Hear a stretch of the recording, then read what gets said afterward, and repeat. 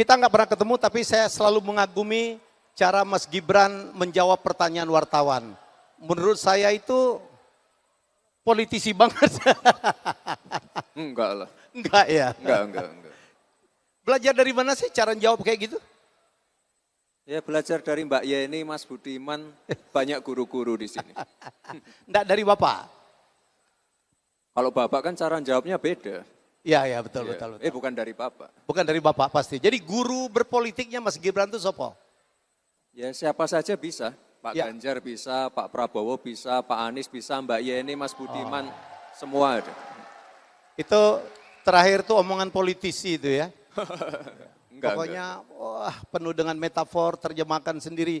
Yang saya kagumi karena Pak Jokowi dan Mas Gibran semua dengan adik-adik kan bukan keluarga politik ya. Ngalah pebisnis menurut saya. Tiba-tiba menjelma menjadi politisi yang luar biasa. Apa yang membuat perubahan ini Mas Gibran? Ya enggak ada perubahan. Pengusaha sama politikus itu hampir-hampir mirip. Pengusaha dan politik hampir mirip. Memanage orang itu. Memanage orang. Iya.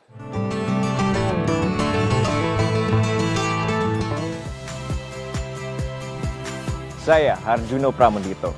Saksikan program-program Kompas TV melalui siaran digital, pay TV, dan media streaming lainnya. Kompas TV, independen, terpercaya.